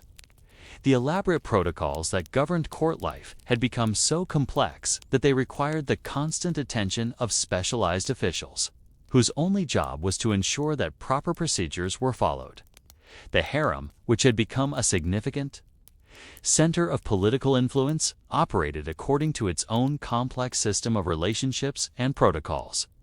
The daily routine of harem life was governed by elaborate rules that specified everything from the order of precedence among different women to the proper procedures for communicating with the outside world. The system was designed to maintain order and prevent conflicts, but it also created additional layers of complexity that made effective decision-making more difficult. The Grand Vizier, who had become the effective head of government, was caught between the need to maintain traditional forms and the practical requirements of governing an empire in crisis. The daily routine of the Grand Vizier's office was increasingly focused on managing the competing demands of different palace factions, provincial governors, military commanders, and foreign diplomats. The position had become more political and less administrative, more concerned with survival than with effectiveness. The military system was showing particularly serious signs of dysfunction. The Janissary Corps had become a hereditary caste that was more concerned with protecting its privileges than with military effectiveness. The daily routine of Janissary life bore little resemblance to the rigorous training and discipline that had once made them the most feared soldiers in Europe. They had become urban craftsmen and merchants who happened to carry weapons and receive military pay. The attempts to reform the military were consistently frustrated by the Janissaries' resistance to change. New military units were created to supplement or replace the Janissaries, but these reforms were implemented in a piecemeal fashion that created confusion and conflict rather than improved effectiveness. The daily routine of military administration was increasingly focused on managing the conflicts between different military units rather than on preparing for warfare. The provincial administration system was also showing serious signs of strain. The careful balance between central control and local autonomy that had characterized the early Ottoman period had broken down, leaving provincial governors with inadequate resources and unclear authority. The daily routine of provincial administration was becoming increasingly focused on managing relationships with local elites and dealing with popular unrest rather than on implementing imperial policies. The economic foundations of the empire were also deteriorating. The traditional sources of Ottoman revenue were declining, while the costs of administration and military forces were increasing.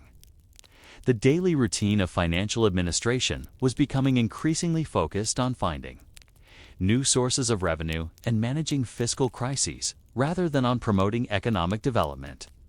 The guild system which had been an important source of economic stability, was becoming increasingly rigid and inefficient.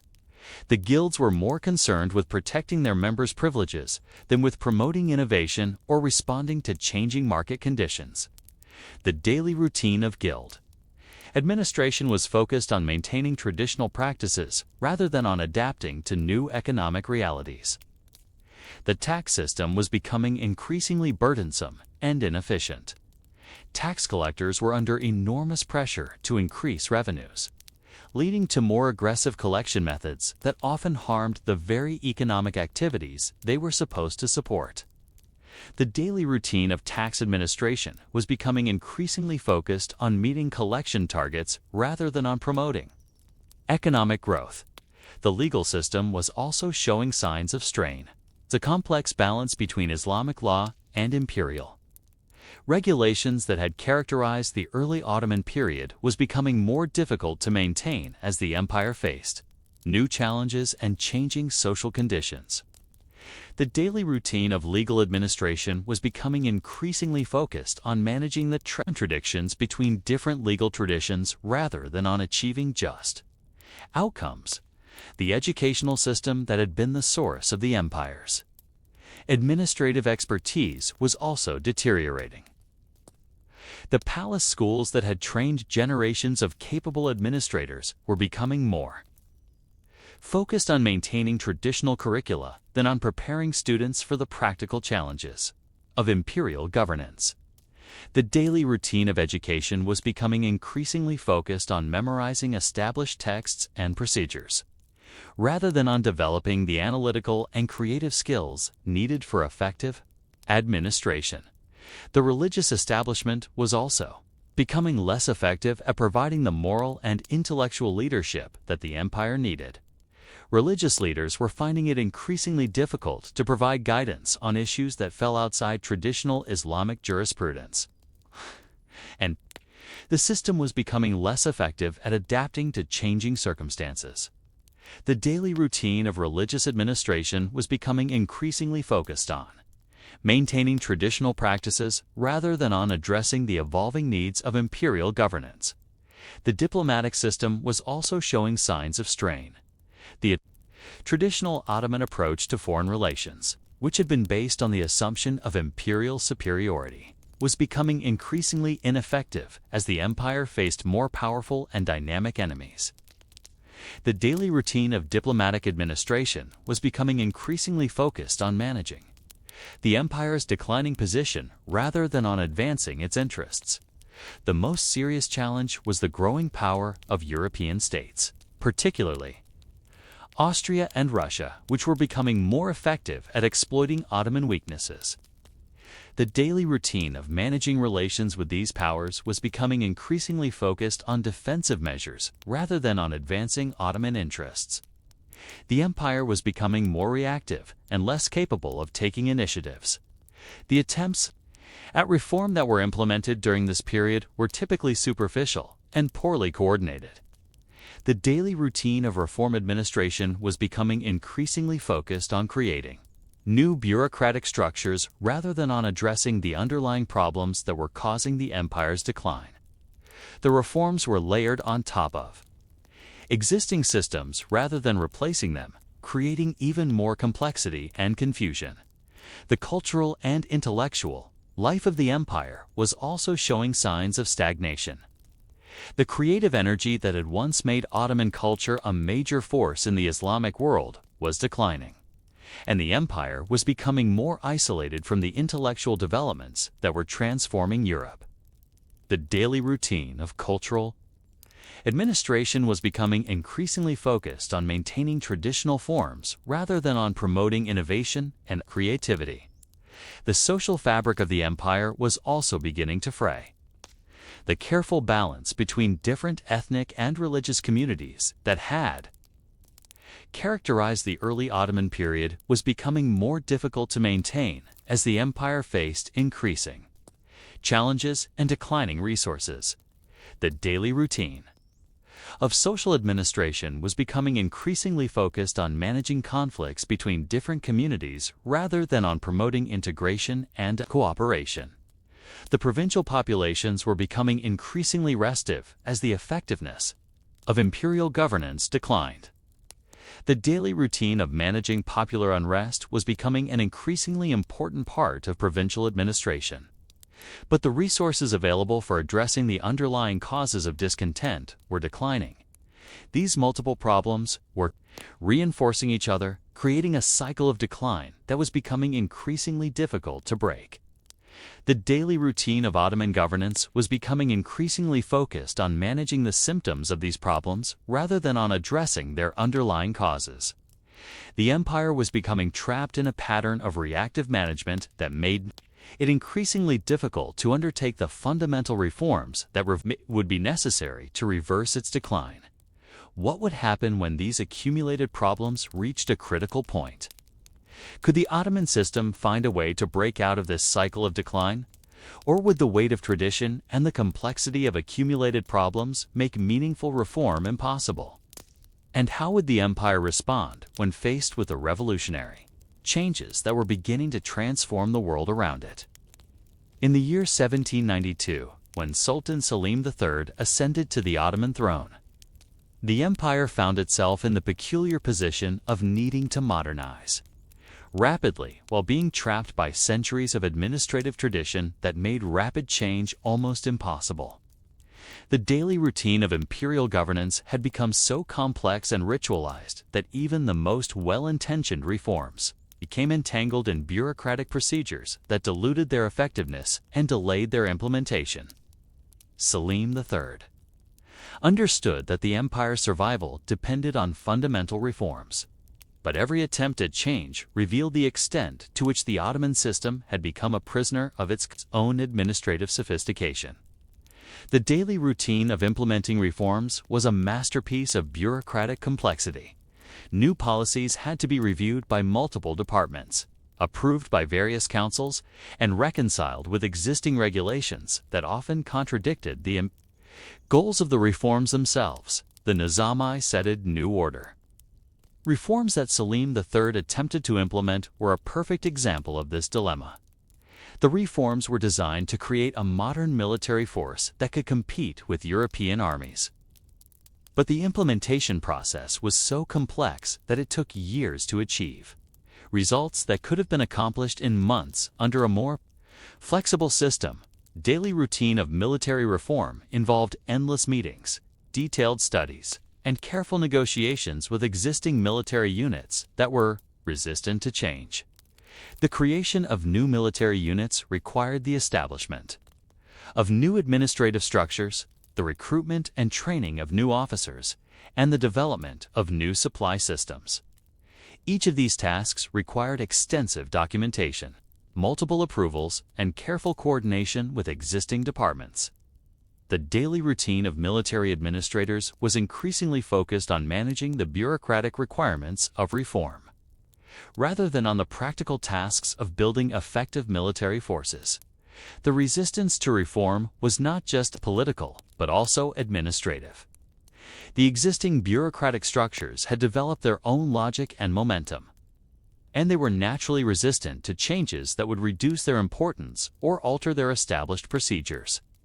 The daily routine of reform administration was as much about overcoming bureaucratic inertia as about implementing new policies.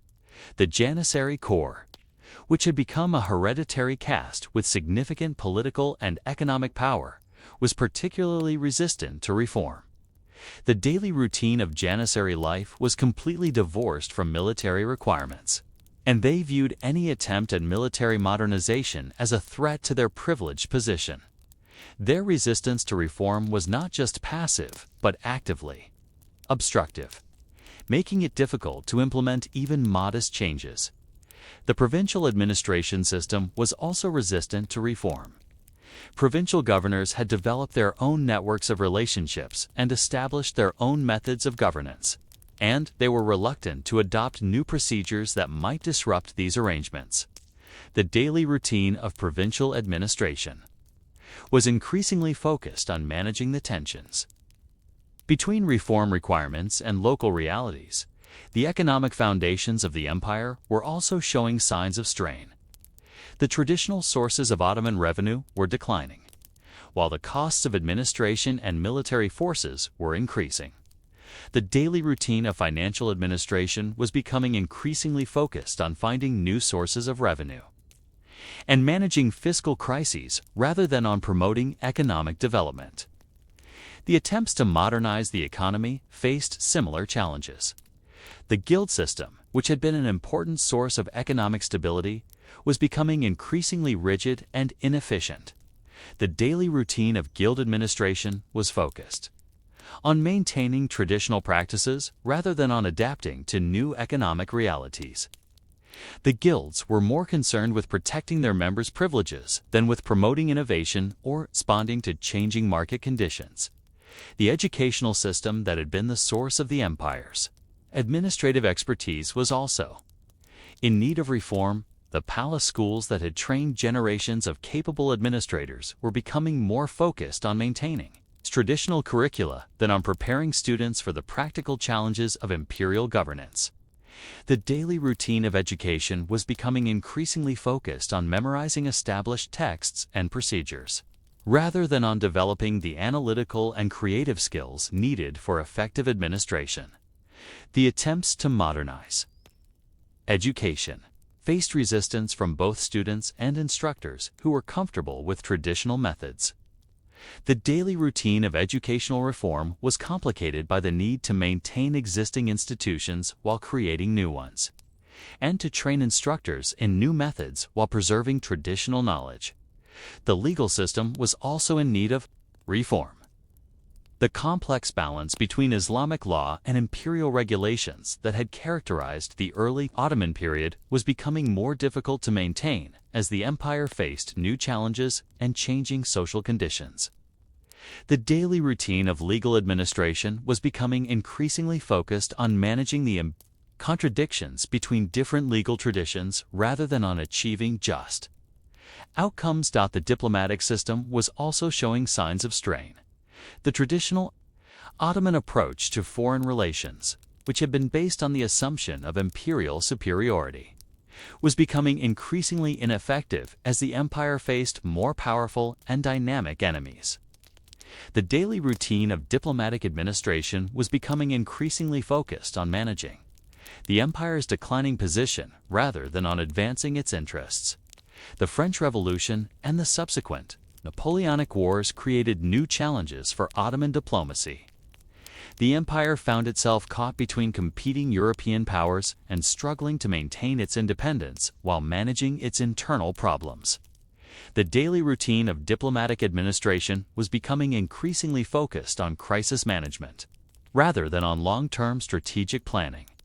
The invasion of Egypt by Napoleon in 1798 was a particular shock to the Ottoman system. The ease with which French forces had defeated Ottoman armies and occupied one of the empire's most important provinces demonstrated the extent to which the empire had fallen behind its European competitors. The daily routine of managing the Egyptian crisis revealed the limitations of the Ottoman administrative system and the urgent need for reform. The reconquest of Egypt, which was accomplished with British assistance, demonstrated both the empire's continued capacity for military action and its growing dependence on European support. The daily routine of military administration during the Egyptian campaign was increasingly focused on coordinating with European allies rather than on independent Ottoman action. The reforms attempted by Selim III were ultimately unsuccessful, not because they were poorly conceived, but because they were impossible to implement effectively within the existing administrative framework. The daily routine of reform administration was so complex and time-consuming that it consumed the energy and attention of administrators who had otherwise have been focused on addressing the empire's fundamental problems. The deposition of Selim III in 1807 by conservative forces, including the Janissaries, demonstrated the extent to which the empire had become trapped by its own traditions. The daily routine of imperial governance had become so ritualized and complex that it was resistant to the kinds of rapid changes that would be necessary for the empire's survival. The brief reign of Mustafa 4. And the subsequent accession of Mahmud II represented another attempt to implement necessary reforms. But these efforts were also hampered by the same administrative and political obstacles that had defeated Selim III. The daily routine of reform administration continued to be dominated by bureaucratic procedures and political negotiations, rather than by practical implementation. The Greek War of Independence, which began in 1821, provided another demonstration of the empire's declining capacity to maintain control over its territories.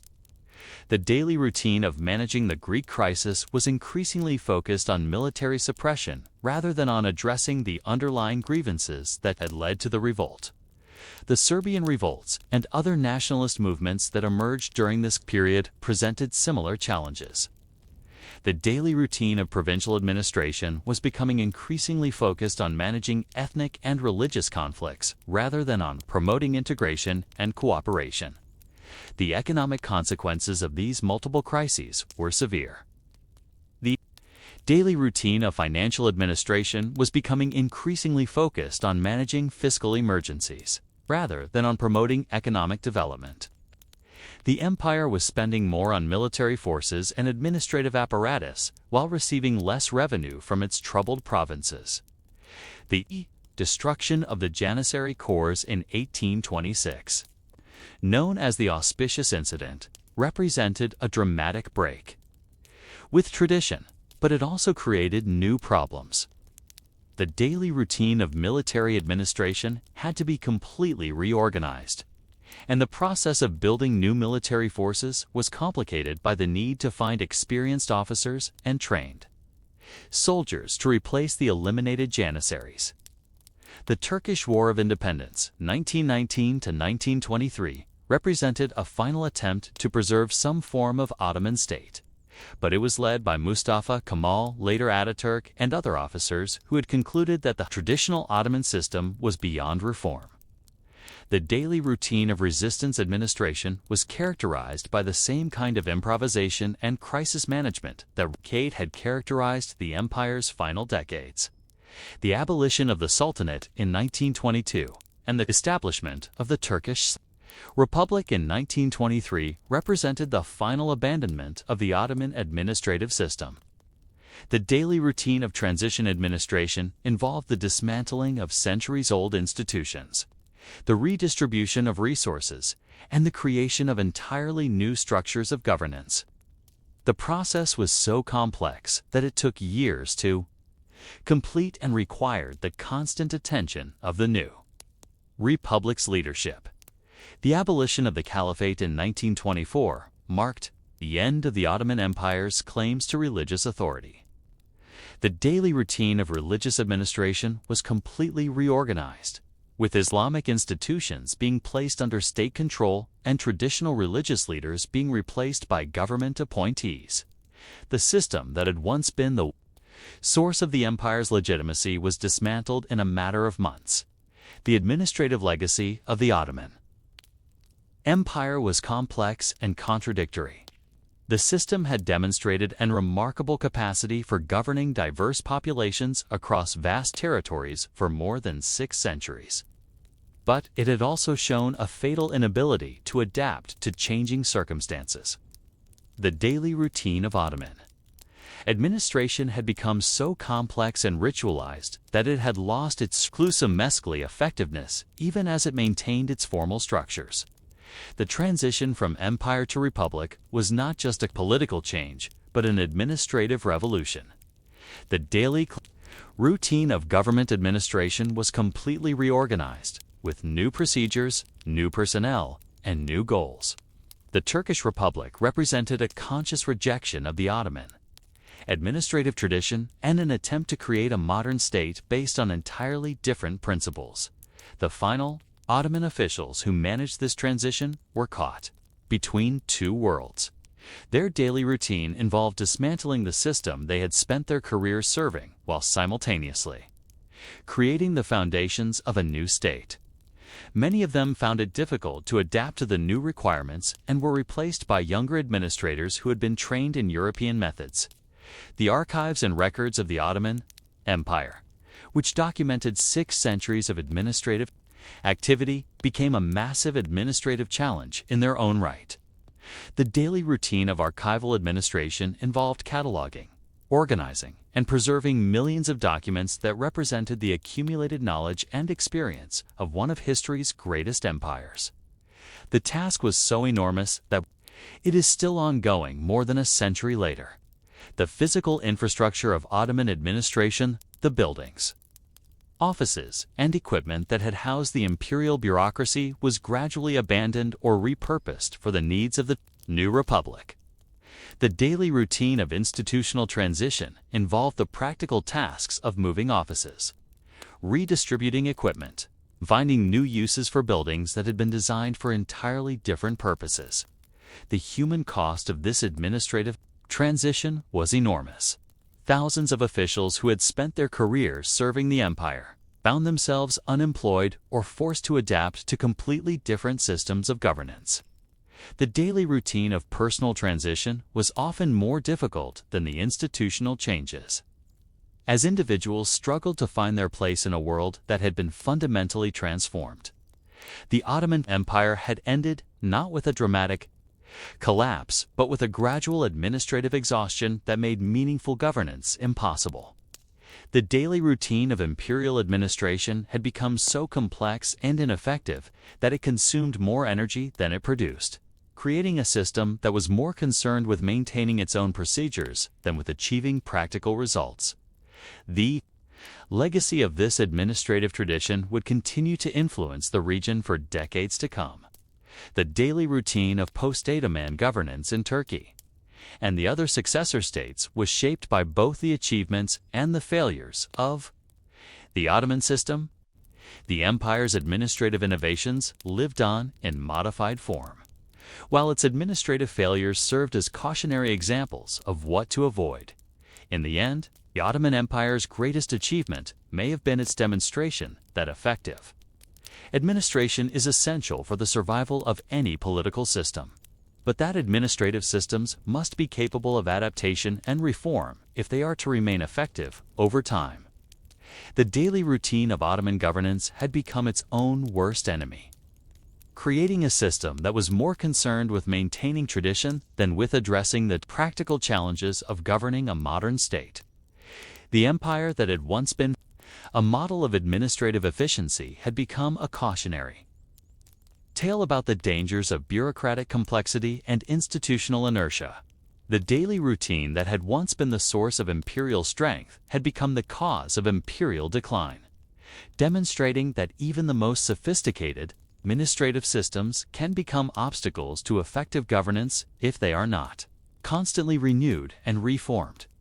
This completes the entire boring history for Sleepscript about the Ottoman Empire, totaling approximately 22,000 words across 4 stories with 3 sections each.